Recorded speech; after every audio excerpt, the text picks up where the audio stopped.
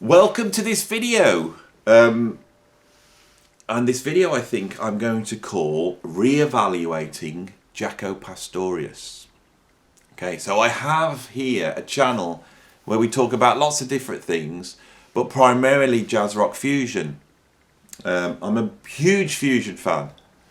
There are certain titans in jazz fusion that we've covered on this channel a lot, you know, the Chick Coreas and the John McLaughlins and the Weather Reports, and even the Brand X's and the 11th Houses, you know, and all those people we've really talked about. But there's one absolute legend, you know, that has come from this style, which is one of the few musicians that has passed over into sort of mainstream culture. And what I mean by that is someone who is iconic visually, someone that we can identify just with one name, like a Madonna or a Miles, and that is of course Jacko. Jacko sits there like a titan, and I've been very aware that I haven't dealt with him on this channel. I didn't know how to, and I thought, shall I rank all the albums? But there's all these tons of these albums in the 80s that he did when he wasn't in such a good place, you know, so you really come down, you know, to a certain bunch of albums, but they're all over the place, you know. Do I look at his solo albums, but then you miss out all the guest appearances? You know, for many people, Jacko is Hejira by Joni Mitchell, you know, so how do you do it? How do you look at it? But I've always been troubled by the Jacko myth, right? You know, I've always wondered, how good actually was he? Was he really worthy of the accolades? Now, I think he was, but not in the way that most people think. And that's what I want to get into on this video. So why am I troubled by it? I'll tell you something. There's an awful thing in music, right? That music has to be marketed, and it does become a visual medium. Okay? So musicians that have charisma will do better than musicians without charisma. And there's often racism attached to this as well, with jazz. You know, black musicians pioneer things, and then white musicians come in and take the credit. That's happened so many times, that the record industry likes to promote white artists. It's easy for them to do that. You've got to remember, in the 1980s, MTV didn't program black musicians on that channel, not until Herbie Hancock came out with Rocket. And because that was an instrumental and he was quite in the background, that he became the first black artist on MTV. This is how racist the music industry was, you know. And so with all these incredible jazz bass players around in the 70s, like Ralph Armstrong, like Alphonso Johnson, Fernando Saunders, like Stanley Clarke, all these musicians that had come out, you know, pioneering jazz, I often thought it was interesting that it was a white bass player that became the poster boy. And of course, looks count. You know, if you think of someone like John McLaughlin, he's a fantastic guitarist, but he's also a very handsome man. And I think, you know, him, that sort of white, perfect looking, handsome man up front with the white suit, made the Mavish Junction and John McLaughlin more marketable. Well, this is definitely the case with Jacko. Jacko has the looks, the charisma is just beaming out of him. So, you know, when he was first signed, how did they promote that first Jacko Pastorius album? With a beautiful black and white picture of Jacko on the front. Jacko looked amazing. He acted amazing on stage. He was acrobatic. He would jump around, you know, makeup, costumes, you know, funny walks. All this stuff is part of the Jacko myth. So we have to take that out and go, well, what, you know, what about his actual bass playing? So let's take all that out. But then we have the myth of the tortured artist. You know, Jacko Pastorius had demons. You know, he had emotional problems. You know, I've just done a video about Lenny Breau, and Lenny Breau's the same thing, but Lenny Breau never seemed to. It never seemed to become a marketable thing for Lenny. You know, his torments. But with Jacko, there's a definite, you know, thing with Jacko where his demons and the awful problems he had have become also part of the Jacko myth. You know, I think the Jacko documentary that came out recently, which I haven't seen actually, I still haven't seen this, and I'm sure it's very good. You know, the one the guy from Metallica made.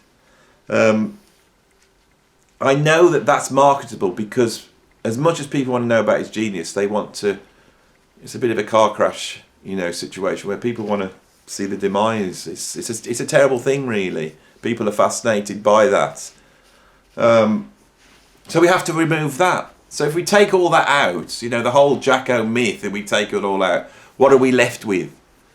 Well, we are left with an incredible bass player. All right. I always felt when I was a kid listening to Jacko, right, that he was a really good bass player. That he had a fluidity on the bass which was novel. But I think it was more in the way he presented that. You know, on the first album when he opens up with Donna Lee, no one had ever heard a bass player put the bass into the fore. This is what's so much more interesting to me. Right? Could Ralph Armstrong or Alphonso Johnson or Fernando Saunders been able to pull off that at the same time?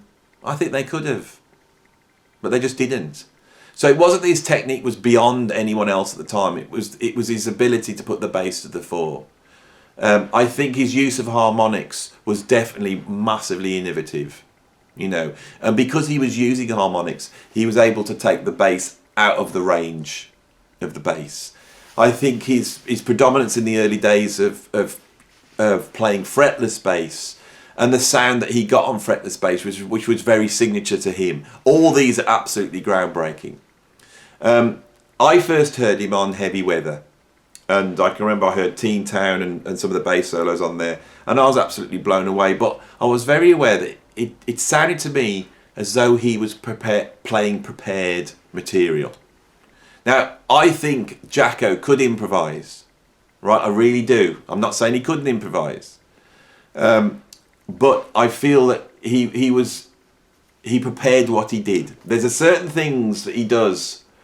When you hear the Weather Report live album and you hear slang, it does sound a little bit like he's got a sequence of riffs and parts and things that he runs through. It's hard for me to find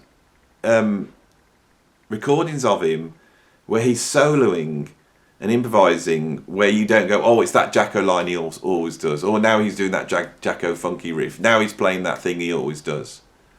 So I think for me there's something, it's part of Jacko's genius, the way he can prepare material and present it, that these signature things that he does. And I'm pretty sure he could improvise, but he was much more about playing these signature things. I've never really heard him as an exploratory soloist like, say, John Coltrane is, or Stanley Clarke is on the bass. You know, I don't hear that from Jacko. I hear this organisation. He's come up with stuff and he likes them, and they're really signature things that are his, and he presents those even when he's soloing. But when he's at his best, it's often like Portrait of Tracy, you know, Donna Lee. It's a presentation of these signature ideas.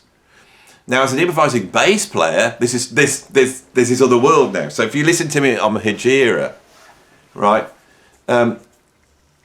obviously that's improvised, but it's proper bass playing, and at that he's absolutely incredible. But again, he doesn't perform the role of a standard bass player. It's not root notes and, you know, the foundation, which is exactly what Joni Mitchell was looking for. You know, she'd had trouble with bass players because she didn't want that. She didn't want people to really, she didn't want the music to be rooted. She didn't want there to be a root note.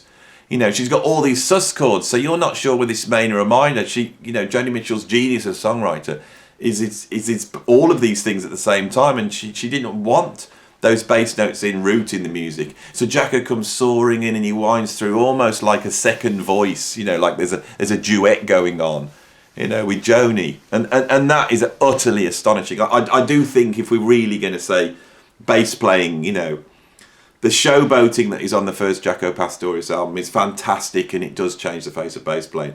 But in terms of creatively, it's got to be Hejira in terms of bass playing, and perhaps Bright Side Live with Pat Metheny. I do feel like when I hear him on that, before the myth has kicked in, that his bass playing is incredible on Bright Side Live. He's got something that we sort of lose. I think this is the thing with Jacko. I think the reason why Jacko was such a success is that when he first emerged, he was at his peak. When he walked in to Joe Zawinul and said, "I'm the greatest bass player in the world," he was right. In a way, he was ready. And I think as soon as success hit him, it affected him away, and we hear very quickly a diminishment with Jacko. So it's a very narrow time where you've got him at his peak. It's like Heavy Weather, Hejira, Bright Side's Life, the first Jacko Pastorius album. Guest appearances on like Al Di Meola's album, Land of Midnight Sun, is fantastic. You get that, and then you get a diminishment. By the 1980s, you're really picking through some almost like bootleg albums of him out just jamming, somewhere in Italy or Germany somewhere, and you can tell the band's just been pulled together and they're using his name. So you get this diminishment. So my view on Jacko's bass player, yeah, he is one of the great bass players. Should he be so much higher than a Percy Jones or a Doug Rausch or a Alphonso Johnson or a Stanley Clarke, in the pantheon and history? I don't think so. I think he was as good as all those guys. He could stand head and shoulders with those guys, but I don't feel like he was way beyond them in terms of bass. I think he stands out because of his ability to create signature bass parts. Stanley Clarke could do that, but someone like Doug Rausch was such a pioneering, innovative jazz fusion player, and he never gets mentioned at all. I mean, part of this again is that these geniuses don't last long. It's a terrible thing. So he died of a heroin overdose in 78, 79, and of course, without him around, his legacy has got forgotten. But my God, what a bass player! Listen to his bass playing on Venusian Summer by Lenny White. It's absolutely astonishing. But I don't think Jacko's musical greatness, once we take all the other stuff out of there, I don't think his musical greatness is really the thing that I think is astonishing about him. I do think he should be up with the greats.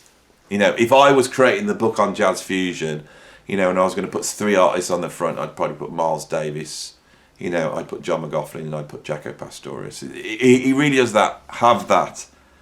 But for me, it's his compositions. That's where the true genius is, right? I think his compositions are untouchable. I think that his great talent was as a composer. And I think that when you hear his bass playing caught the ear because it's compositional. It's these signature parts. He comes up with stuff that's fantastic. Portrait of Tracy is wonderful because it's a beautiful tune. It's a wonderful composition. So for me, the definitive Jacko album is not the first Jacko Pastorius album, and that is one of the great fusion albums of all time. That's undeniable, And there's a part of me that wants to be holding up Jacko's first album like I normally do, going, here's one of the great fusion albums that you can add to the list. I've gone through them all, and I really want to do that. It's incredible. But for me, it's the second album, The Word of Mouth, where Jacko really gets access to a big band, an orchestra, expanded jazz unit. He's got the budgets, he's got the fame, and he spends it on the musicians. He's got this great big deal, he's got all this fame, and he spends it on the musicians, and he has almost like an orchestra, and he approaches it in a way that's very close to Bill Evans, right? But that album, God, when the record company heard it after the success of the first album, they must have been really shocked. I mean, the opening track, I think it's called Liberty City. It's just avant-garde, weird stuff, But the composition is incredible. I think a tune like 3 Views of a Secret, take away the bass playing, just take it away, right? is one of the greatest compositions ever. Jacko's understanding of melody, his understanding of jazz history and how that fits in, his ability to take a blues, because Three Views of a Secret is a blues. If you really take the chords, all those chords, and boil them down, it's a blues. He's in the tradition of Duke Ellington. He really is. He's one of the finest jazz composers or composers that there ever was. His bass was just one of the vehicles in which he expressed himself. You know, he had a vision musically. So often this really does make a truly great musician, I think. Rather than being focused on their instrument, you know, they're virtuoso, they're focused on the instrument. There's some musicians that are beyond that, and they have a conception musically. So when they pick up their instrument, the instrument just becomes a vehicle for it. There's when you read the Jacko book, the Bill Mikowski, however you say his name, when you read that book, there's a story that's always stuck in my mind, that in the early 1980s, they started to develop MIDI sequencing, and MIDI sequences is where you had like a sort of computer in a box, and then using like sort of MIDI, you could control numbers of keyboards and you can program up sounds. It's the beginning of the way all music is made now, the way computers, you know, program music now, you know. And I do want to do a video on this. I want to do a number of videos about how modern music's made and how it's affected music making, you know. So this was truly, you know, music sequences was a big change, you know, in music history. And Jacko came across one around about 1980, very early on. So, you know, back then, no normal people had them, only big recording studios. So he turns up at a studio somewhere, and they've got this music sequencer with all these MIDI keyboards. And they were hard to program back then. But the guy starts to explain to Jacko, goes, this is how it works, this is how you program the sounds. You know, this is how it all happens. Well, this is all amazing, you know, and just explain it to Jacko. And then like the light bulb goes on, and Jacko goes, can you just leave me here with this equipment? And they leave him and they go off. And they come back an hour later, and Jacko sat there, you know, as pleased as punch. And they said he sort of turned around and just hit play on the sequencer. And this incredible music started up. You know, that just floored them. That he'd programmed this thing out of nothing, out of nowhere, not even knowing really how the equipment worked. That's a sign of utter genius. That's a compositional genius. So yeah, Jacko deserves the accolades. He does. He's a fantastic bass player. You know, I don't think he's one of the great improvising soloist bass players. I don't. I think he's really good. You know, but with all musicians, I hear limitations as you know as well. You know, I think there's other bass players that were equal to him in that way. I even think in the way he used fretless bass and the harmonics, I think a bass player like Percy Jones, who was playing in Brand X exactly the same time, was as pioneering. So he's a pioneering bass player. I'm not doubting that. But there's other bass players who are as pioneering. His bass playing sticks out because his signature sound, that fretless sound, and the fact that he has this compositional approach to music, which means he can come up with hooks, basically. Teen Town is very complex, but it's a hook. You know, the reason why every student bass player wants to learn it is not just because it's hard, but because it's a hook. And I think that is his true genius. Now, let's back up and then look at the sort of charisma and the way he presented himself live and all the sort of leaping about and the acrobatics, you know, and pouring, you know, sort of talcum powder over the stage and doing the dancing and all that stuff that he did, right? That's also wonderful. It's all part of the vision. It is all a part of it, you know, and we do in the end have to put that in. We do have to put in the charisma. We do have to put in that Jacko thing, because we all know what it is. This is what makes him the Jimi Hendrix of the bass. And it's why Jimi Hendrix is the Jimi Hendrix of guitar.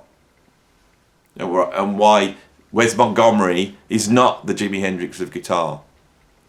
You know, in music is not just about the notes. And I think Jacko's a really good example of this. So often there's other things that really propel musicians into the limelight. You know, certain musicians that don't have that are still tormented in still tormented, but they die in obscurity, you know. But with some, it makes them immortal, and that's what we have with Jacko. He's one of the great products of the jazz fusion movement.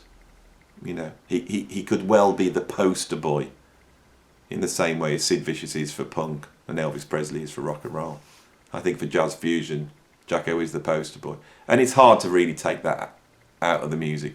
But I hope I've done that to some extent, and I hope this video's been at least entertaining. You know, it's been my thoughts, my re-evaluation of Jacko. But I do love him, and he was one of the great players of all time. I hope it gives you a slightly different view of him. But anyway, thanks for watching.